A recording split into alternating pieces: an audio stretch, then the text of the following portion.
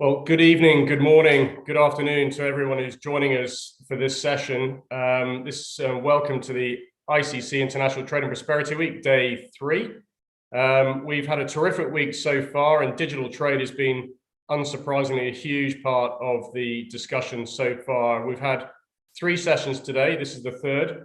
The first one was on digital trade in Africa, if you didn't catch it. And then we've just had a roundtable on the roadmap to legal harmonization for 2022, which is terrific. And really what everybody's talking about is how do we connect the trade ecosystem? So this particular panel is really of top relevance to all the agendas, not just digitization, but climate change and sustainability as well. So what I'd like to do is introduce you to our moderator for the session, Oswald Kuyler, who's the Managing Director of the ICC Digital Standards Initiative, which is a new entity set up by ICC with help from the Asia Development Bank. We've got Steve Beck on the panel and Enterprise Singapore about a year and a half ago. And their job is really to digitize the whole trade ecosystem. So, we've got Oswald. It's a great privilege to have you here. Over to you for the panel. Thank you so much, Chris, and I really much appreciate it. I want to thank the audience for dialing in. Thank you so much for joining us today. And I also want to thank our panelists who's offered up their time and their experience to share with the rest of us. So what I'll do now is I'll first introduce the panelists. As I introduce each of you, please remember, switch on the camera, and then what we'll do is we'll go into a panel conversation. So without further ado, let me start with Wegner, CEO of Contour, Parm Sangha, Global Blockchain Services Executive Partner at IBM, Steve Beck, Head of Trade and Supply Chain Finance at ADB, and also one of my governance board members, Merlin Dowse, Executive Director, Global Trade, JP Morgan, and also a Vice Chair of the ICC Banking Commission SteerCo, and Vera Silva, Head of Trade Finance at Vale. Thank you everyone for joining us, and let's get going. I'm going to start off with a little bit of an introduction on the DSI that Chris just mentioned. I won't spend too much time, 5 minutes, and then we'll get into the panel conversation. So the ICC started the DSI with the help from Steve and ADB and Enterprise Singapore about 12, 13 months ago, with the key objective of how do we accelerate the digitization of trade. And we call it acceleration purely because it's not so much a question, at least in our minds, as to if trade is ultimately going to be digitized and we're going to move off paper, but rather when. And one of the key things that we decided to do is work with businesses from commodities and retail, talk to banks, talk to corporates, etc., to get a sense of what can we uniquely do at the International Chamber of Commerce to actually help unlock trade digitization globally. There was a few key things that popped up. First, people found it difficult to actually find the standards that exist. The second was that we needed some legal reforms globally to ensure that we can actually digitize title documents with less risk. And finally, an educational element, how do we actually do this? It's great knowing that standards exist, but how do we apply and how do we adopt these? And so that's the core focus of the DSI. And again, really thankful for the community to actually help us do this work. Now, why is trade digitization important? I'll just touch on that very briefly. Firstly, it's no longer just a conversation around working capital gains. There's many, many, many new use cases that I'm pretty sure all of us are familiar with. In fact, I don't think that you'd easily find a digital or data strategy within an organization where the digitization of information between an organization and its ecosystem is not at least mentioned or potentially even front and center. And whether that is finding new and modern ways of extracting economic rent from your customers based on the investments that you've done in sustainability, or just further growing the value of your data assets by ensuring that the quality of the data gets better as you get new sources of data that's trusted and reliable.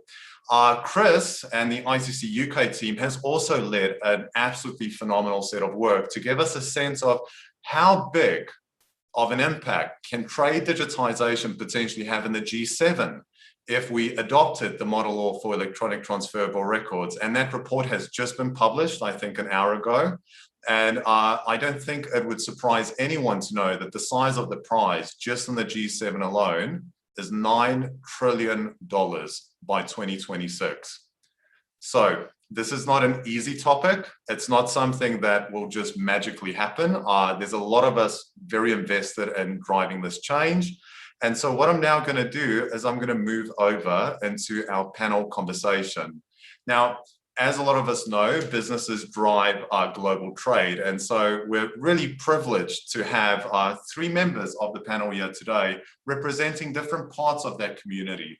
We have Merlin from JP Morgan, we have Vera from Vale, and we have Steve Beck, who has a beautiful macro level overview of the MSME and SME landscape at the Asian Development Bank.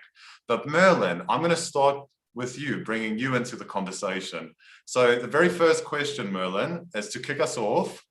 When you have a view of trade digitization, and especially at JP Morgan, we have thousands of customers pulling on you to try and digitize trade. What has worked and what is the challenge? Over to you, Merlin. Thank you, Oswald, and thank you to the ICC and my fellow panelists for this wonderful session. If you look at trade finance, there are a wide array of solutions available to clients that we serve, both from a corporate and the FI perspective. And I've always looked at this from, there's a tale of two cities. You have the supply chain finance, the accounts payable, accounts receivable side, which is 95% automated and digital. Where we're focusing is on the traditional trade side, letters of credit, guarantees, which are more paper-based, and yeah, it's in the name, documentary trade. So if we look at this particular subset of products and so forth, there are three components to this. You've got the client to the bank internally itself, and the bank-to-bank space, where you're trying to digitize this to make it as efficient as possible for all parties involved. We have to remember trade, as technology has been evolving continuously. I recall a visit to Japan when I was still in school. And my dad, we were going through an electronics store. And he said, what you see on the shelf today is old technology. What you want is what's actually in the R&D section of these tech companies, right? What's new and what's up and coming. Trade is slow adopter, so I think we're still looking at what's on the shelf today, but we want to go into, the what's behind the scenes. When I started in trade, the multi-bank platform, that was the big ask of the day. Then we moved into scanning, scanning all these large pieces of documents into, Western scanners, which that was a challenge in itself. Now we've moved into digitized workflows, OCR, data-driven processes. And there's the thought of blockchain and AI, machine learning. How is this going to affect trade, and take us further? But what's the winning horse? I don't know. What's the crystal ball say? What is the holy grail? And that's the challenge that we all face, both us, JP Morgan, and all the banks that serve the wider community. What is that one piece of technology that sits behind the scenes that is going to prevail and be of great benefit? So as you asked, what has worked? With the onset of COVID, the adoption of electronic signatures. This has been amazing across the globe in a lot of the jurisdictions, trade allowing, or not trade, but even banking, to adopt electronic signatures. So there is a way to get this done, right? So again, industry, we need to persevere and push forward. The industry's seen the emergence of new payment instruments. We have the DLPC or the EPU, which have been raised by a couple of other industry associations. There have also been successful proof of concepts or other initiatives digitizing I wouldn't say digitizing, because that's a challenge in itself. Is it a digital document or is it an electronic document, right? So what's the true definition, electronic, digital? Anyhow, it was you PDF a copy of the document, right? And then you present this through various platforms, be it email, secure FTPs, or even the file act that SWIFT has. Again, successful proof of values, but this is where you run into challenges. Adoption, right? The challenge is adoption and getting both corporates and FIs to focus on the change management process. What is it going to take for you and your organization to drive the digital agenda forward? So you got a business case. You need to think about changing policies, procedures. You have to look at resourcing, the impact on the human resources that are actually doing the paper manual today. Where could you deploy these elsewhere to benefit your digital transformation?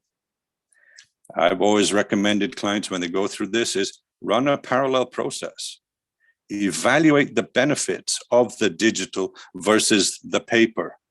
And then you will see the time savings and what you can actually achieve by adopting some of the digital solutions that are out there today or that are yet to come. Interoperability, I know this is a key word in the industry, is how do we get a lot of the systems that are out there to communicate with one another. So standards, API standards would be phenomenal, right? That'd be a great solution. And now is to connect the systems, what we call digital islands, how we can interact there. I think the last note one on terms of challenge, because I'm not going to go into the legal reform. There was an earlier session on that, and that's we know what that's all about. But I think from the message to some of the corporates and others is vendor management as a regulated entity. Onboarding these solutions is a task for any bank. There's due diligence that needs to be done on the vendors that are providing these solutions. Questions as to sustainability. Will they be there in 5 years' time? The costs associated. You're dealing with data, so it's the encryption, the security around the data, which needs to be looked at more stringently.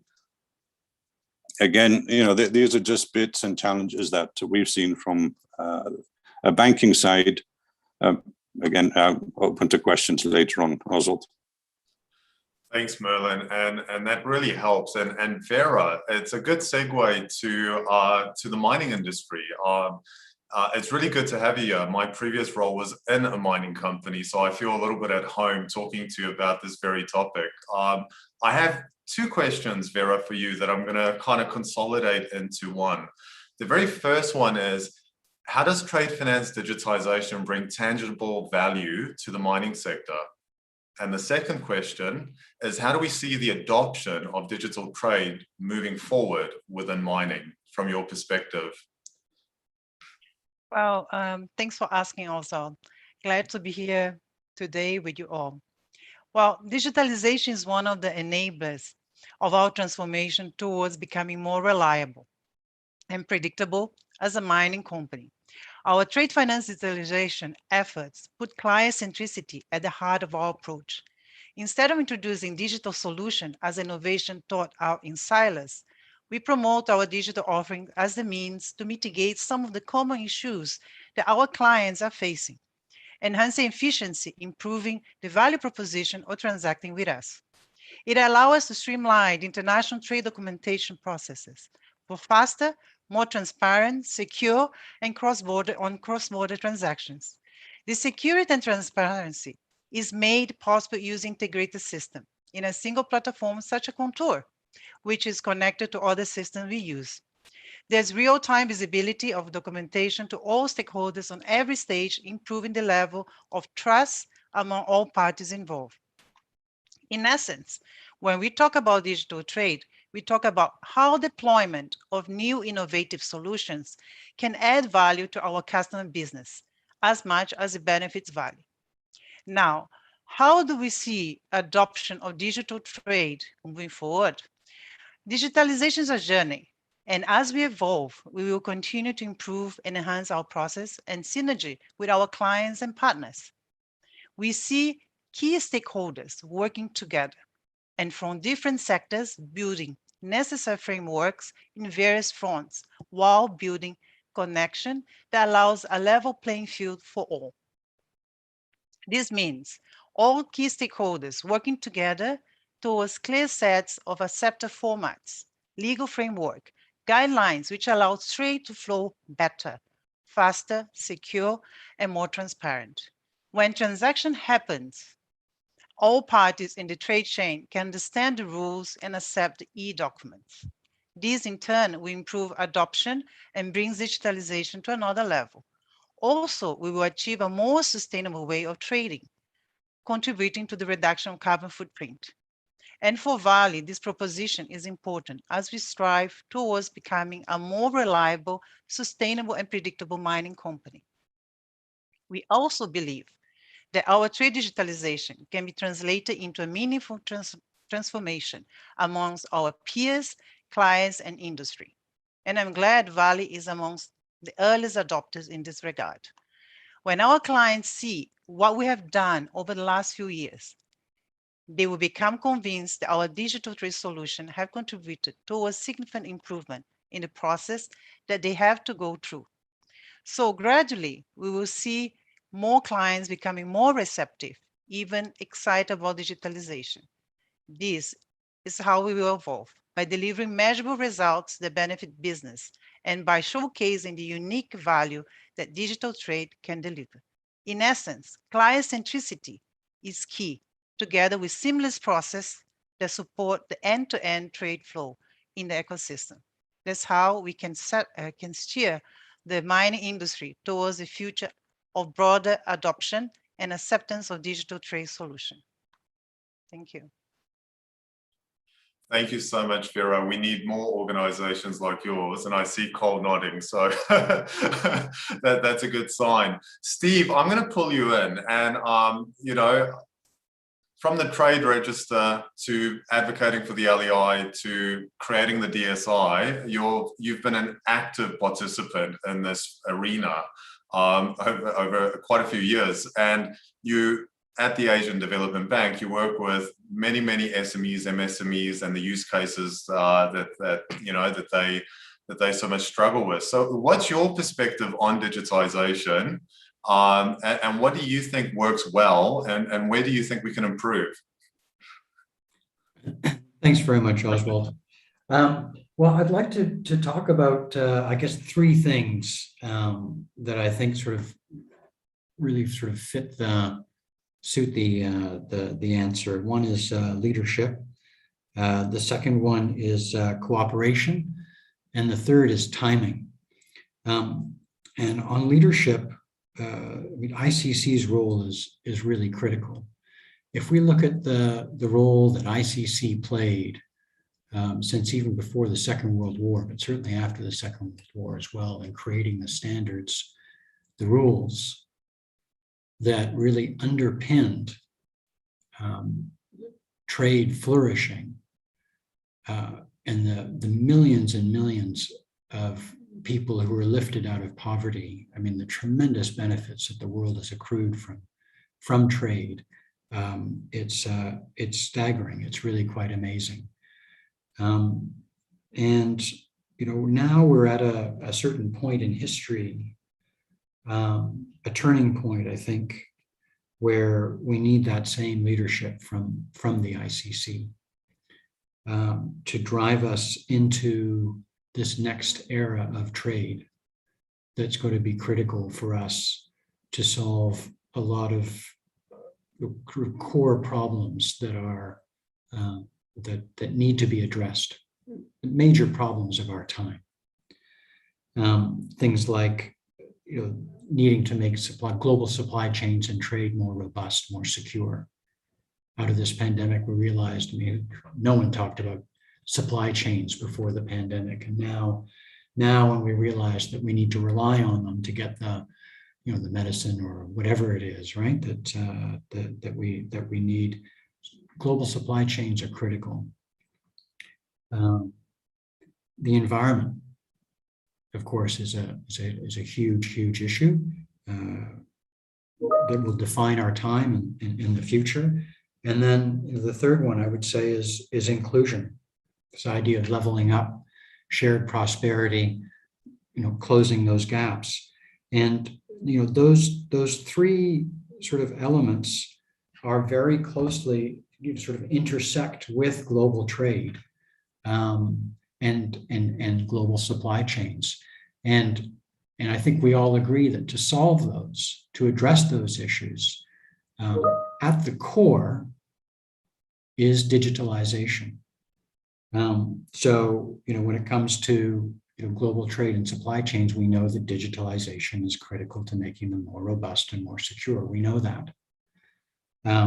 When it comes to the environment, as we go into these COP 26 discussions and these sort of high-level targets that are going to be established, we're not going to be able to achieve those if we're not able to implement them on the ground. And a big part of implementing those on the ground is going to have to entail ensuring that we can verify and monitor sustainability throughout the supply chain, and that is also going to be down to digitalization. And then if we can digitalize to the point where we're able to extract metadata that will provide us with the information that will enable us to close those financing gaps for SMEs and other companies and those who need to be more included in the economy to generate more growth and jobs and prosperity, then there too, it's key that we have digitalization playing that underpinning role to address that issue as well. And as you know, Oz, ultimately the dream is to achieve a seamless digital trade ecosystem, meaning, from exporters to shippers to ports to customs, warehousing, finance, and importers. And if we can do that, then we're going to achieve that kind of transparency that's going to enable us to address some of these key challenges of our time. But there are, a couple of major impediments, as we know, to moving up the curve on that dream and to addressing those critical issues of our time. And one is, of course, the standards and protocols that's going to drive that interoperability throughout the trade ecosystem and supply chains. That of course you're helping to steer in a major way, and very pleased that you're there, Oz, doing that. And then of course the second one, which we're also cooperating on, is to encourage governments to adopt laws that are going to enable this digital environment. So that's about leadership and the role that ICC is going to play, and that all of us need to get involved in. Through hopefully through the ICC. The second thing is on cooperation, and doing this stuff, especially on a global level, it's like herding cats, right?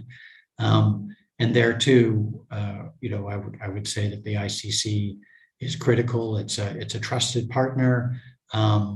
It's a good bridge between public sector and private sector to be able to get this stuff done.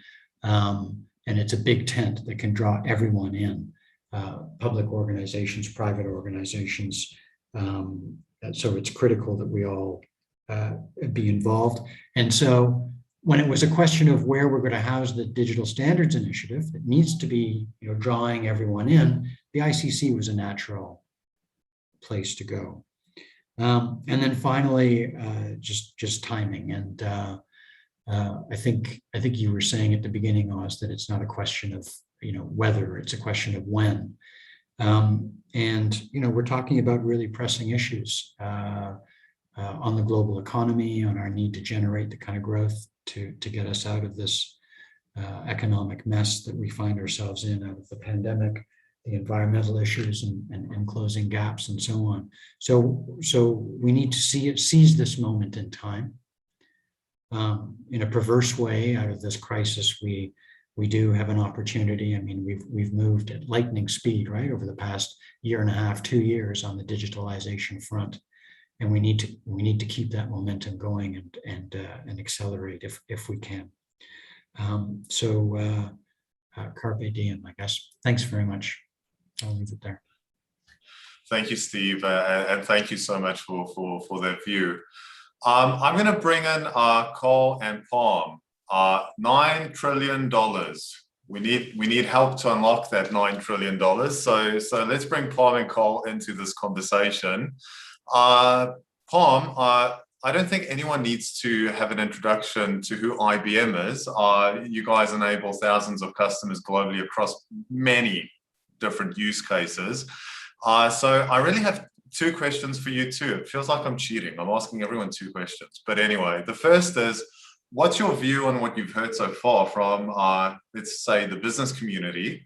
And the second one is, when we think about the standards conversation that we're having, and we're saying, okay, well, standards will actually help remove some frictions or potentially help enable digitization at scale. What's your thoughts there when it actually comes to potentially leveraging them? Over to you. All right, thank you very much, Oswald, and good to meet everybody on the panel, and also congratulations to Chris at the ICC with this study with the $9 trillion, because as Steve has just said, it's not just about digitizing trade, it's about why we're unlocking the value. And at the moment, as a result of the crash of 2008, 2009, as a result of COVID, the economy is under pressure. Every country is in pursuit of GDP growth. All the trade agreements and the negotiations are happening on a bilateral basis. And as a result of Brexit, we're in the core of it here in the UK. But there's more to this, and the sustainability, the impact of the environment, and getting that growth engine, the SMEs and the micro SMEs access to working capital solutions in a much smarter way. That's the bigger context of why then we have to digitize trade, because if we can get that cost as low as possible, then surveys say then the likelihood of trade will increase. So certainly it concurs with the study that IBM published about 1.5 years ago, which was digitization of trade. And when we're talking about digitization of trade, we are talking about actually the digitization of processes and the data within those processes across the ecosystem with the least amount of friction. But also, as we're now learning, and avoid the whole reconciliation steps between one company's database and another company's database and another one in the supply chain. And that's where the advent of blockchain comes in. And that's been my primary focus since I joined IBM 5 years ago, which is how to unlock greater trade digitization using blockchain, in addition to all of the other good things of machine learning and artificial intelligence. Because what we heard from the survey, and which is being concurred by Chris in the study and by Steve, is that digitization of trade is a movement of that data. More than 80% of 3,000 executives in 22 industries across 36 countries said, I want to share my data. But less than 50% said, I trust anybody to share that data with in a smart way. Because more than 90% said, if we can share that data, they foresaw a 1 to 10% growth in GDP, which sort of correlates to the report that Chris and the team have published. So it's more than just digitizing trade, but when we are looking at the digitization of trade, Merlin mentioned some real sort of realities of the challenges within an organization to go through that process. And that's partly because of what we've seen as IBM is a lot of things happen to companies from the outside in. When we spoke about customer centricity before, there was a whole host of a different wave of centricities that were coming into organizations where companies just reacted and then built stuff and bolted it all together. What did that result in? It resulted in a spaghetti of complex infrastructures, which then allowed or didn't allow the organization to change and digitize effectively. But good news, we are seeing that change. We have seen over the last 2 years now organizations try and digitize from the inside out now and try and become more optimized. And looking at the situations from a sort of a back and a middle office point of view, as Merlin highlighted, digitizing documents, scanning it, then extracting the data, using that data, and then within the workflow. So those things are happening, and they're good things to be doing. And with Vera, with Vale, we heard loud and clear is you're on that journey, and you've actually gone forward, and you've got Vale very much as optimized as you can, but now you're extending out into the ecosystem, and how can you extend your efficiencies to your supply chain. So they're good steps in going forward. But when we're now looking at the clients, where they are on their trade digitization journeys, there's always three things that come up. First of all, from a business point of view, is it worth my while? Is there a value in this? Is there a cost reduction? Is there a reduction to risk? What can I do to the environment? And from a business contribution point of view. So that's the first question that normally comes up for the institution. And then, as Vera is saying, for the ecosystem. So where's the value? Second question that always comes up when we're looking at trade digitization is technology. How ready am I to participate in this change? And again, Merlin mentioned it earlier, some companies haven't digitized very much, and they're very much people, paper, and process. What are you going to do with those people when you do change the processes, when you bring in digital into the workflow? You're going to reskill them, redeploy them. That has an impact beyond just trade digitization to the whole economy. But if you have digitized, then the conversation is different. It's then, what's happened to my data? What about the information? And where are those transactions in the workflow where then money takes more of a whole rather than just cost optimization? And then the final one, which again, the team have mentioned so far, is governance. Am I compliant? Not only as a business point of view, but what happens in the event of a dispute where legislation is not the same from one country and one counterparty to the another? Is there a rule book in that situation? So those governance is on a business side, and something again that's Merlin mentioned, that's just then on the business. What about then the platform and then deploying it to digitize trade, the non-functional? We have great people within our organizations, control functions. They're there to make sure that the business is safe. We should be leveraging them more. And if you have a look at all of those three sections, Oswald, and just to take into consideration time, in the business side, yes, there are standards, there's methods of how people are optimizing the back and the middle office to take cost out. So it's the first steps of digitalization. That's good. From a technology point of view, when you're looking at trade, it's not just what you see on your laptop or your desktop when you're working away. It's then, where is that data flowing? Where within the databases, in the cloud, via APIs? There's plenty of standards, and making sure that data can move in a secure, resilient way. So there's many standards there and best practices that you can use. And then from a governance point of view, let's wave the flag on MLETA. Seriously, you know, it's there to be taken up. URDT is coming through, your whole initiative on DSI. So there's plenty of best practices, advocacy coming through. So even from a governance point of view, how can you actually deploy capabilities using the existing standards? There's a lot there. But two things that we've seen that add complications. To the point of, again, Merlin made, which one do you choose? There's a dilemma to making decisions because the market is saying, use me or buy me or plug into me. Sorry, industry, corporates, banks should not need to face that dilemma, because you can't raise a tide on trade digitization if you're thinking, if I go left and the market goes right, what do I do? So two things.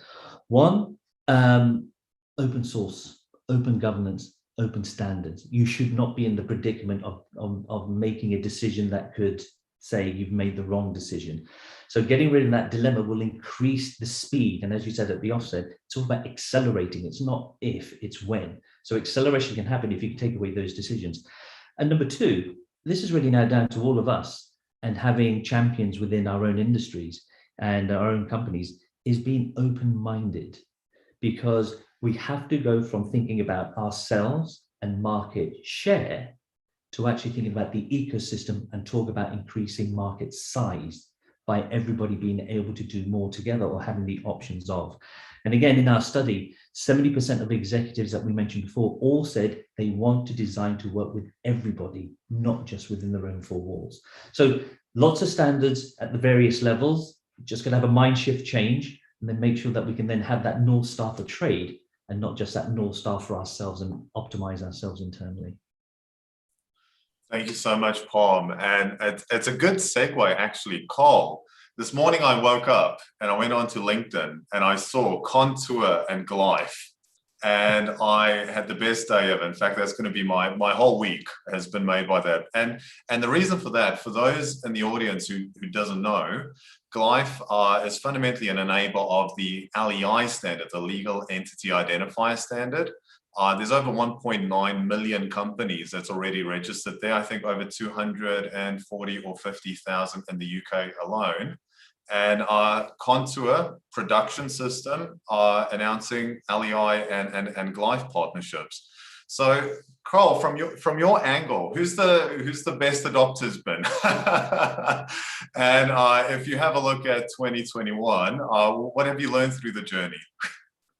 Yeah, well, again, I'm glad I could start your day out right. That was the point of our point, so that's good. But no, thanks for inviting us. And yeah, I mean, it's nice to be the last person because I get to comment on everyone else's great points. But who are the best adopters? I mean, Contour is we've been around. Really, say what happened in 2021. We only started in 2020, and we set up our legal framework, which is based on ICC, which is our product, which is based on UCP 600 and EUCP 600. Again, we use the standards available to digitize letters of credit. And we've only been live for just about a year now. We're adding about 1 or 2 new customers every day, corporates every day. But who are the best adopters? It's the companies who are willing to be anchors. And as Vera said, bring their ecosystem to work together. And it's not a win or a lose, right? If you have the data to make a decision quicker, doesn't necessarily need to pay quicker or get paid quicker, but all that gray area goes away so you can plan better, right? So it's sort of open the kimono with your ecosystem, and those are the ones that are making the most progress. We have about, we're focused on letters of credit. We have lots of industries, we have textiles, we have retail, petrochemical, chemical, but the one actually that's led is the iron ore industry. And of course, Vera is a big part of that. And again, it's very interesting. It's a global industry. Now, what's interesting about it, it's an ideal industry to work with because it's a few to many, right? You have a limited amount of suppliers and you have 500 or 600 buyers. So instead of having a many to many, it's a few to many. So it's just a little bit easier to work with. But I mean, I think, iron ore has definitely been a pioneer, and we're working with a lot of the customers there. So the anchors are bringing them in. We think about, customers are bringing in other customers. So every customer brings in a handful of counterparties, and it's the greatest sales situation I've ever been. There's no cold leads. Everyone really wants to do this. And, whatever the survey is, 70%, 80%. And it doesn't matter if they're SMEs or, major multinationals. Everyone's interested in it. COVID has changed that. And everyone's paid attention.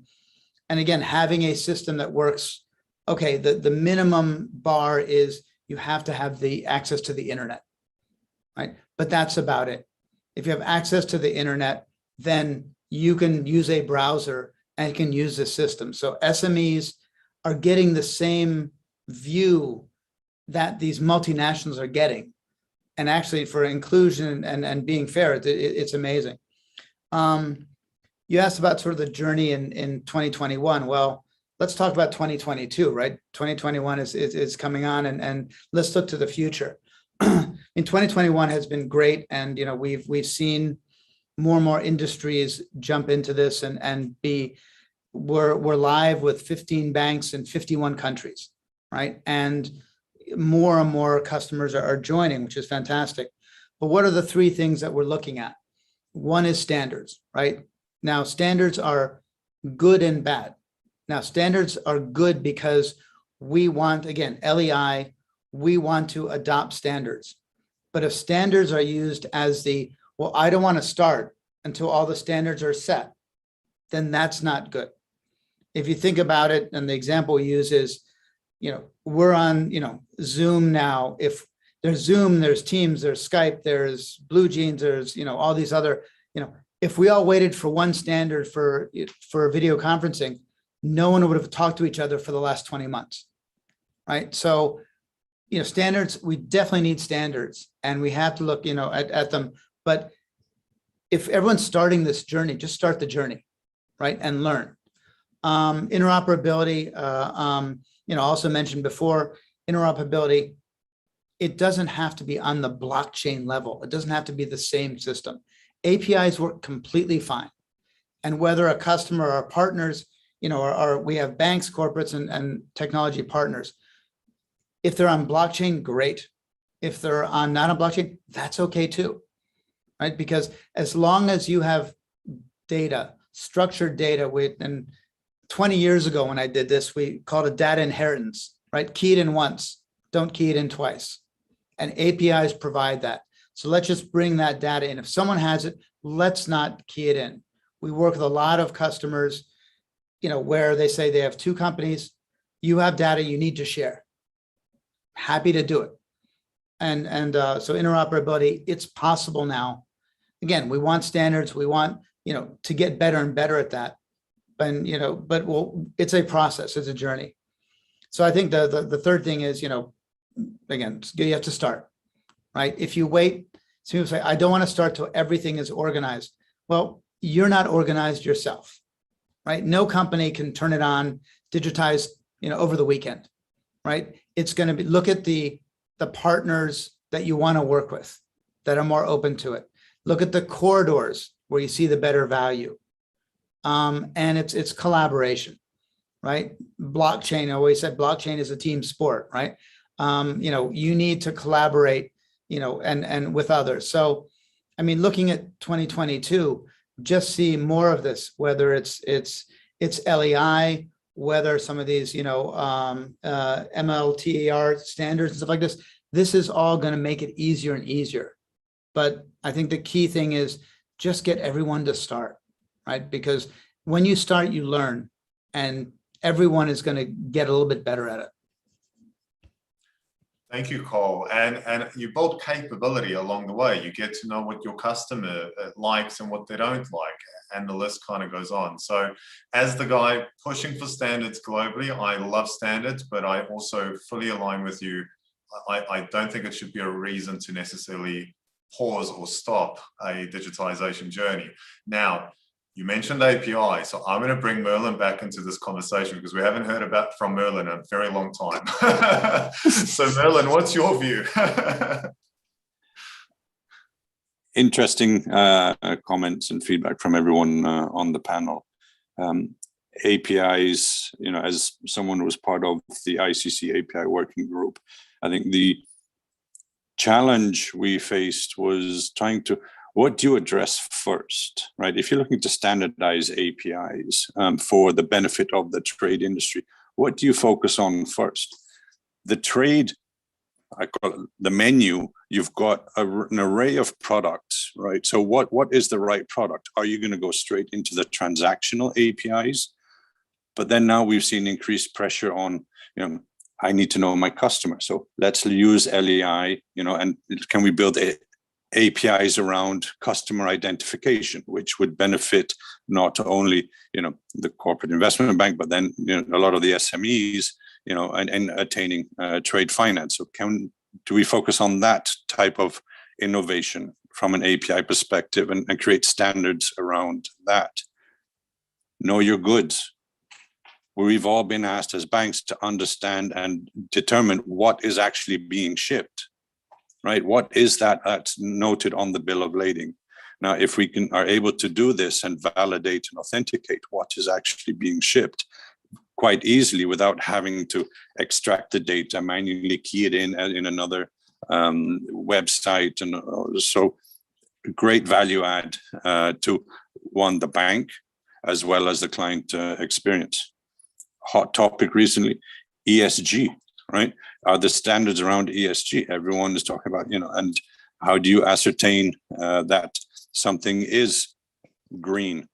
Is that where the API should focus? So it's a hot topic. I don't know what the right answer is, But I do know that under your leadership, Oswald, the ICC is picking up the working group for APIs again. Because I think the last thing, something that was in the ICC, in the trade register, is that there is also a noticeable shift in the product that corporates are using. The number of documentary trade products is likely to decline, and there's a tendency to go more into the open account space. So I've always asked myself, is this shift down to the lack of digital solutions available for LCs, collections, and the documentary, that we are forcing corporates to reassess, and I'm going now into open account transactions? I'll leave it there, Oswald. Thanks. I'm going to ask one more question, potentially to the group or Steve. So one of the questions we receive from the audience is something that I also constantly get from people who don't necessarily use these, really expensive large systems internally. They don't have the SAPs or, these solutions. They use Excel, they use Word, they have an Office 365 subscription. And so one of the key things that some of the SMEs do worry about is, as we go on this digitization journey, are they going to become ultimately almost net losers in it, where they are forced to potentially join some online platform to execute their activities, or is there some net gain for it for them through that digitization journey? Anyone want to take that? Yeah, just to give a parallel example there about inclusiveness, especially the SMEs, as I said, growth engines of the economy. We've got a situation where the provenance of goods is required, especially in one of our projects with Walmart, Unilever, and everything else. It's called Food Trust, and it's about the provenance from farm to fork. You've got a very nice supply chain. You can redistribute goods depending upon where goods are needed, et cetera, et cetera. But if you take the supply chain to tier 5, then you literally have got these mom and pop shops, these farmers, these small sort of chicken farms where they haven't got in this system. They'll be lucky even if they had a mobile device, let alone a laptop. So how do you make sure that you can design to raise the tide of digitization in trade by making sure that you take that tier 5 supplier on board? Or the other extreme is when you are looking at mining and extraction, you've got something like 20,000 suppliers in the supply chain just for one situation or one deployment, one country. It has to be open, it has to be inclusive, it has to be connected to the cloud, as Carl said. As long as you've got a connection to the internet, then you'll be fine. Then the way that you subscribe and offer the onboarding services is then based upon what the company wants to do. But those considerations are in there. It has to be as low as possible, otherwise you won't get the participation, and then you don't get the value that we're all striving for. Well, thank you, Parm, for that. Vera, I'm going to pull you in because we don't frequently have the mining industry as a part of our panels. And to me, it really is a question of, if I have a look at what we've also seen over the course of the last years, we've definitely seen different participants participating in these panels, a more diverse group. It's no longer just the banks or just the fintechs, but new faces involved. So what does that diversity mean to you at Vale when it comes to this journey? Well, thanks for asking, Oswald. I mean, since we are talking about digital trade and transformation, let me share with you what I believe in. I believe the future is designed by people who work on transforming the world today. And that's why it's important for the teams who are working on the transformation in Vale to reflect this diversity that we have in the world today. This is something we in the trade, finance, and Vale emphasizes. And I'm glad to say that I'm not the only woman driving digital transformation in Vale. The teams that are doing this with us are diverse and bring together different perspectives about how we move this transformation forward.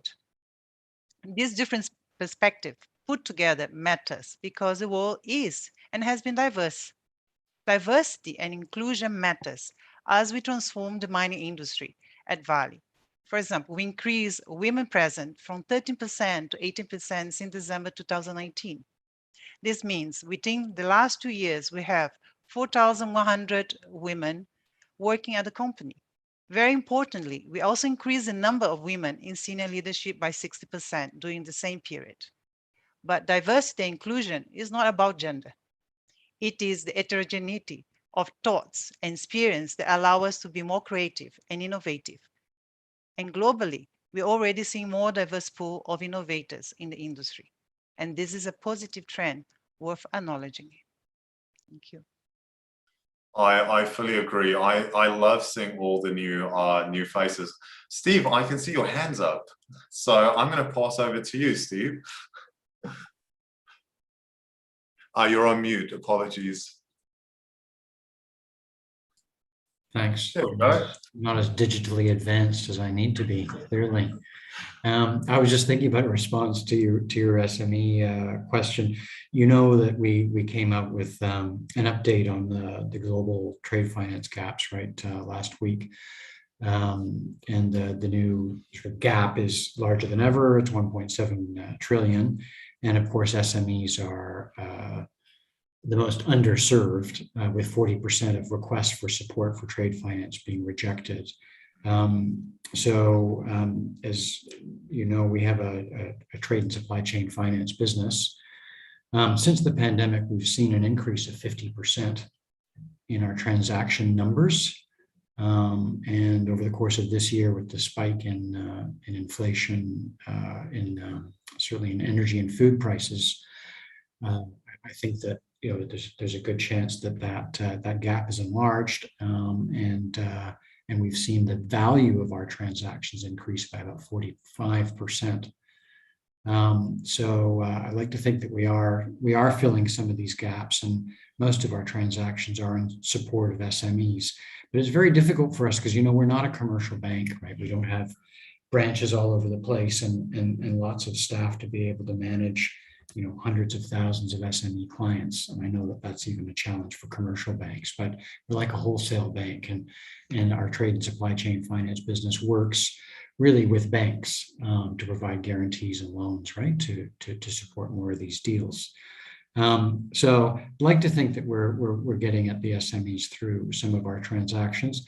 We're also doing a fair bit of technical assistance with the banks on how to enhance their capability to support SMEs.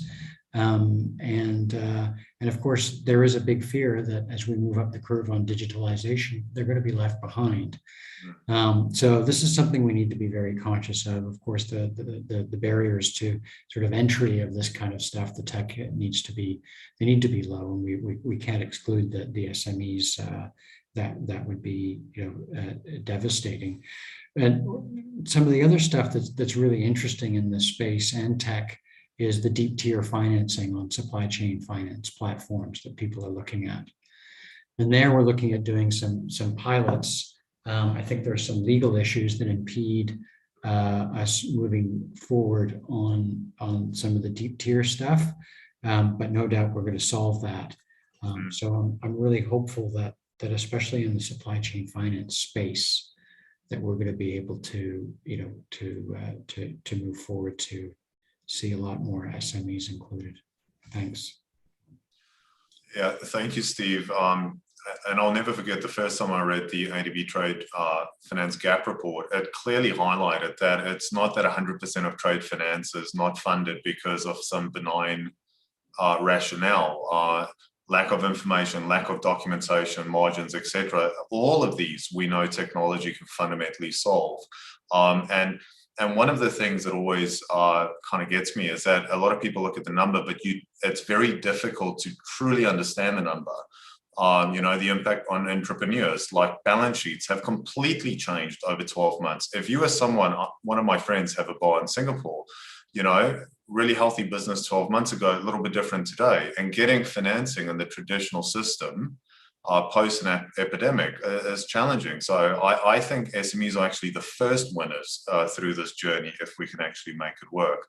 But before I go on a tangent, what I'm going to do is I'm going to hand over to Parm before we close off the session. Parm, you get the final words. So For people standing on the sideline, for people not sure where to go, what would be your advice? What's your thoughts on this digitization journey? Thank you.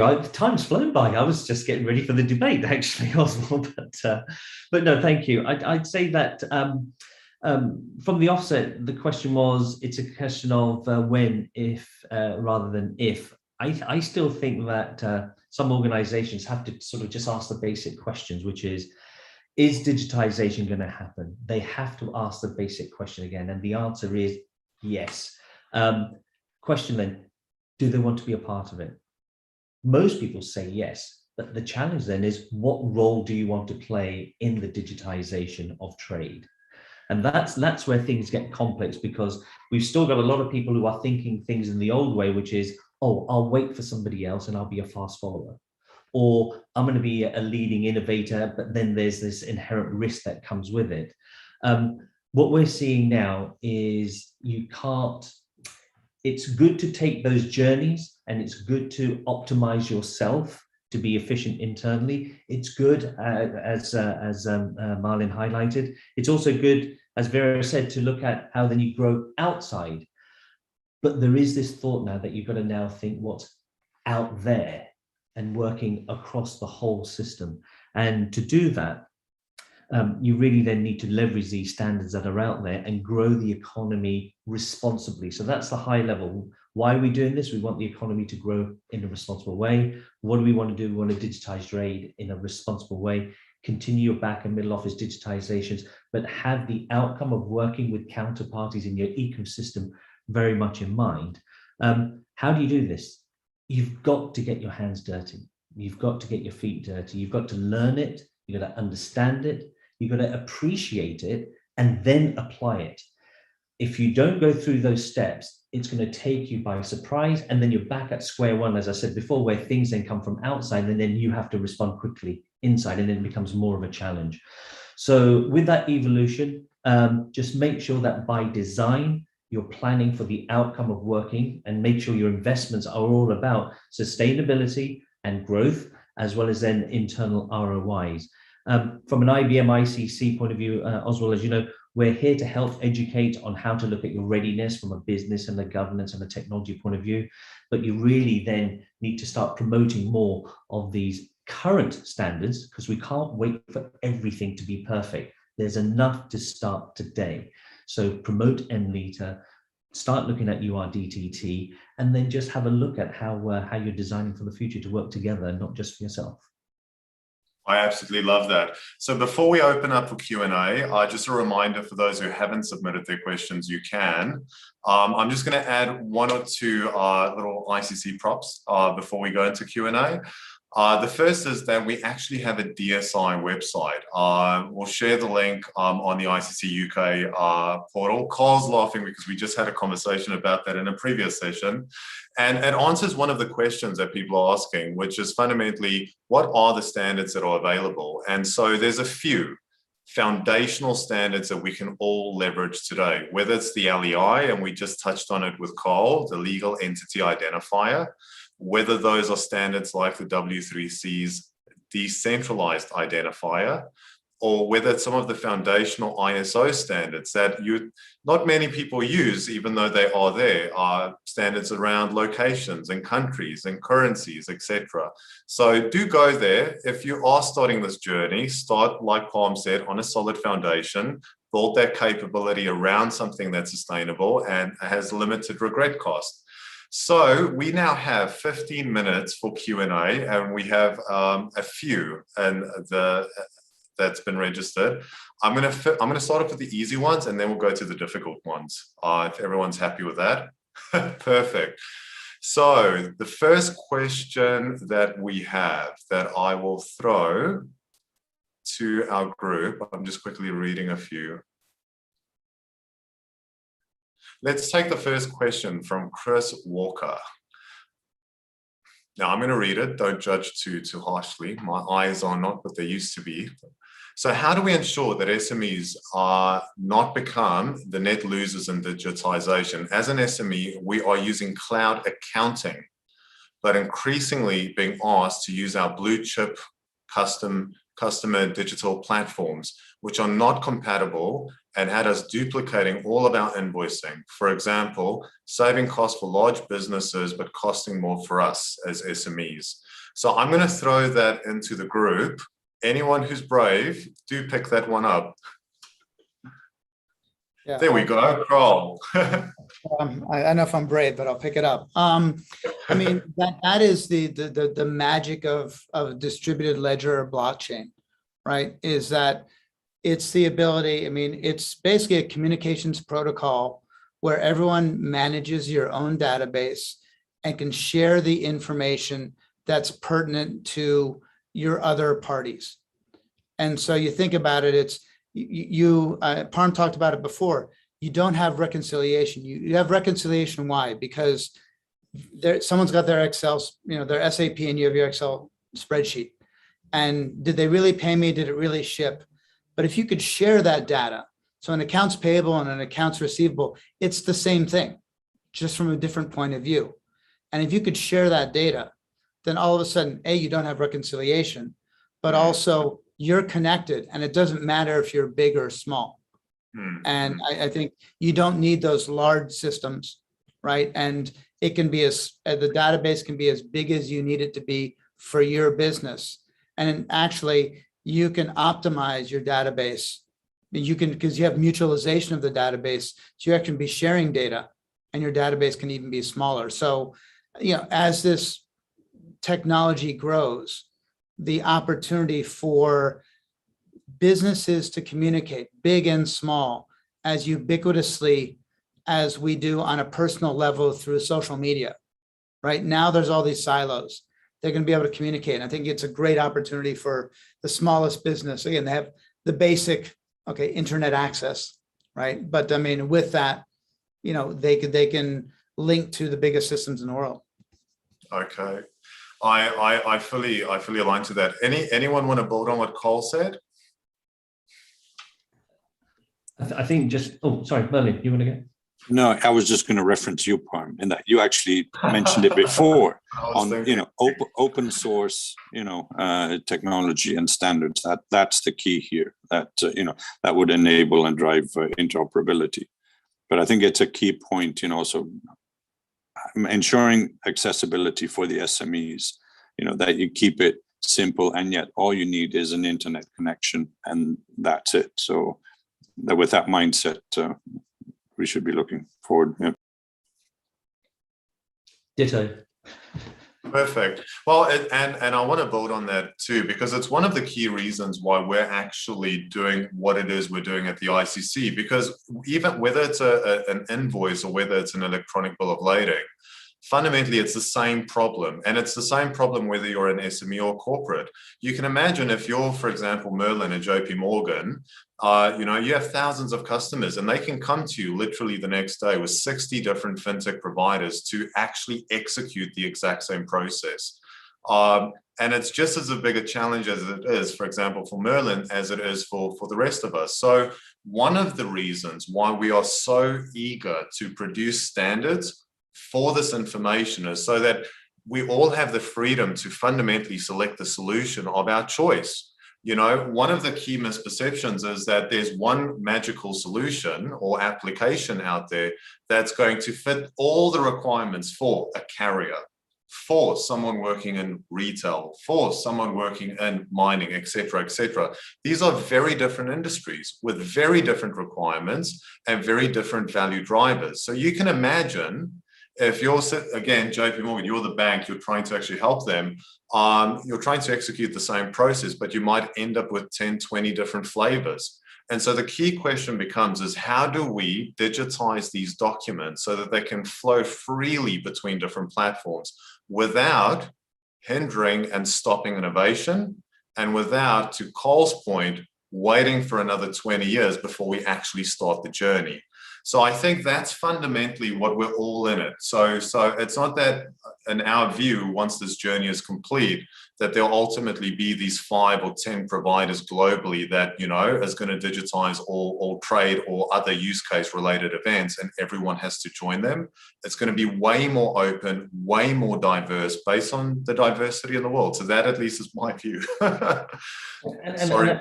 Yeah. And I think, Oz, to your point there, and this is where the word interoperable sometimes skews the conversation, because there's many ways that you can share, because ultimately what you were talking about there was moving any kind of document, a bill of lading, certificate of origination, commercial invoice, whatever it might be.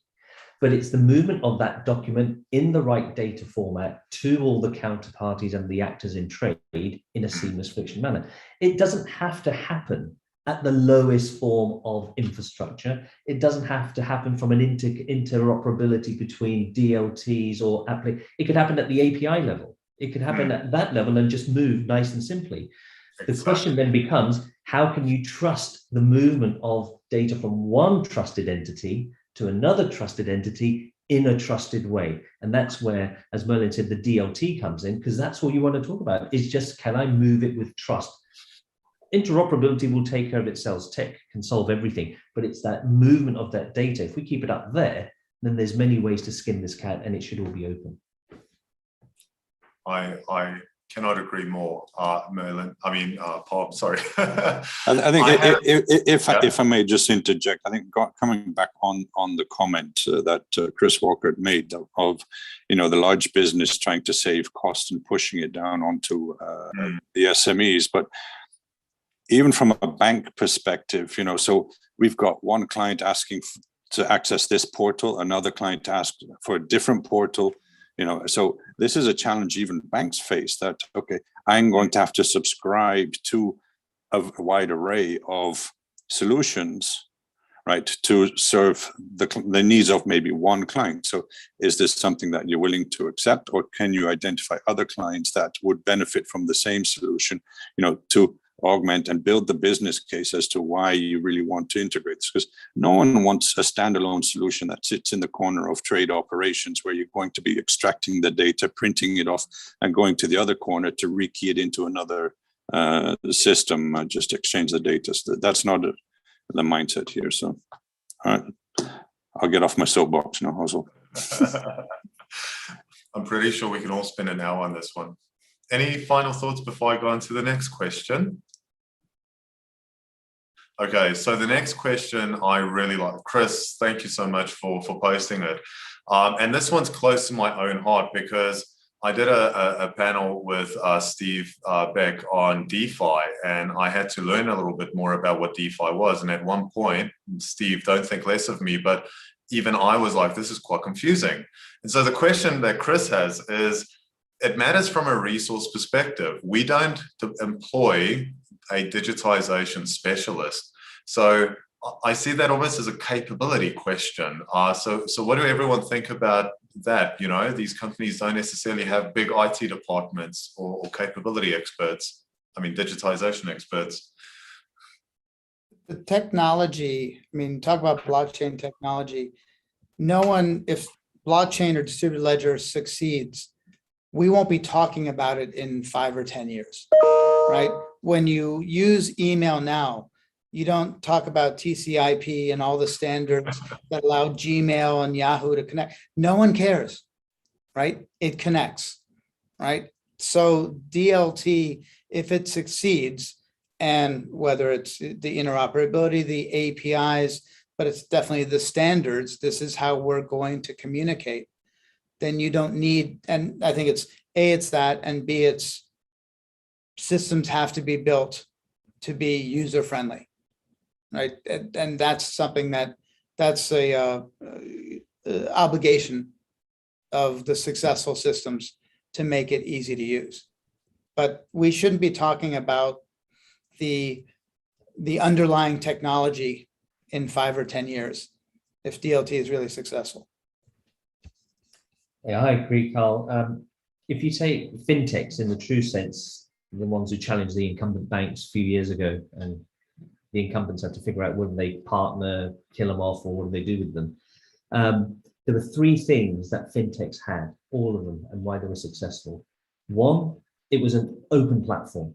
It could connect to the legacy systems of the existing incumbent banks, offering a specific service. That service was very, very cheap compared to the cost of offering that service from the incumbent banks. And third, it had a compelling user experience.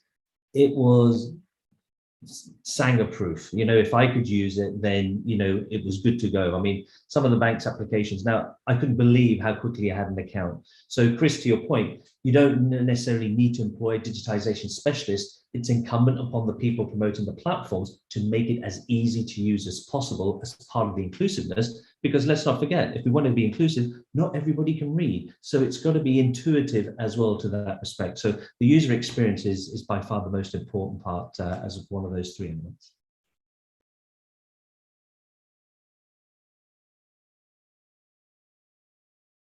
There we go. Yeah, so, and it's the same from our side. I must say, Cole, I can't agree with you more. We don't talk about, you know, your SQL solution or your Oracle solution or your SOAP messages, et cetera, et cetera. A lot of this has just become invisible to most of us. Most organizations using banks don't necessarily know exactly what empty messages are being leveraged throughout the banking process. And so fully aligned on that. I think a final question that I would ask each of the panelists, it's a little bit of if you could have one or two wishes to help us accelerate this trade digitization journey, what would they be? And what I'll do is I'll start off with Stephen. Only two wishes, Stephen. It's having more hair, is that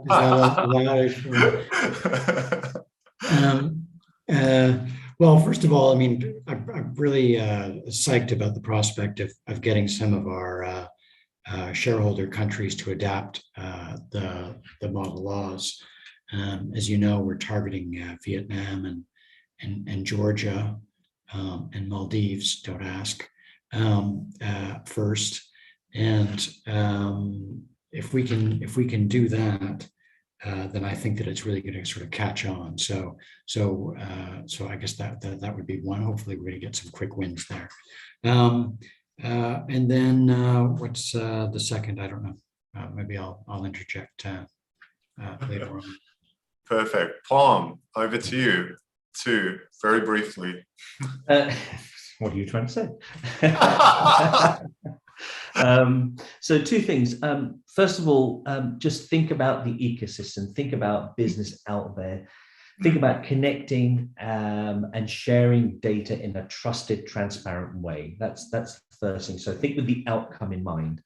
And the second is begin now. There's enough out there for you to be learning, and at this moment, from what we're seeing, people applying in controlled environments. So they've gone past the learning, understanding, appreciating stages. So just by design, start learning now for that business outcome that we will be an interconnected world. I can't agree more. And what we'll do, Vera, is we'll ask you to be the last person so we can hand back to Chris. So Vera, one or two from yourself. From our side, I will see a system that can be used, just plug and play, like what Parm mentioned, correct? You know, at the end of the day, is a user experience. If it's something very complicated, you know, people will not actually accept the transformation easily, because transformation takes time and adaptation takes further time. So if it's something easier to solve, just to jump in, to try, and can solve your problem, I think that will be the easiest things, and digitalization will flourish with that. I couldn't have said it better. Thank you, Vera. That really helps. So what we're going to do now, thank you, Cole and Merlin. We're going to hand back to Chris now. So Chris Southworth, thank you so much. Thanks very much, Oz. What a great session. This is so relevant. We've had a fantastic day today on digital. We've got more coming on cybersecurity tomorrow evening, UK time. So there's more to talk about here. We're also going to pick up on a lot of this conversation next year, because I think that this whole concept of adoption, how do you support companies and sectors to transform, is a whole discussion on its own right. So just things to watch out for. If you're interested in the business case for legal reform for the G7, that's published on the ICC United Kingdom LinkedIn site. So if you want access to that, it will be up on the DSI website. The links to the DSI website and access to the DSI website is really important too. If you're having any trouble accessing it, just get in touch. We'll point you in the right direction, but just keep a close eye, because there are open interoperable standards there. And they are already being used. So you can take that action today, tomorrow, Monday. It's there to be taken. So, and on the government side, watch out for the UK-Singapore trade corridor. We're baking in ICC digital standards into pilots running between November and February. And then there'll be case studies published early next year to promote lessons learned about how these standards can operate in between different systems. So that's the end of day 3. Thank you to our speakers, sponsors, supporters, and of course our audience for today. It's been terrific. The content, of course, is available for 7 days from today. Our next session will be at 9 o'clock tomorrow, British Standard Time, and that will be focused on another big topic for resetting the global economy, human rights, and the review of the UN guiding principles on business and human rights. That, by the way, is a terrific panel, so tune in. The live discussion will be going on at 9 o'clock in the morning, British time. So thank you very much, everybody. Thanks to our panel again. And hope you have a nice evening or morning and day, depending on where you are in the world tuning in. Thank you very much. Bye. Thank you.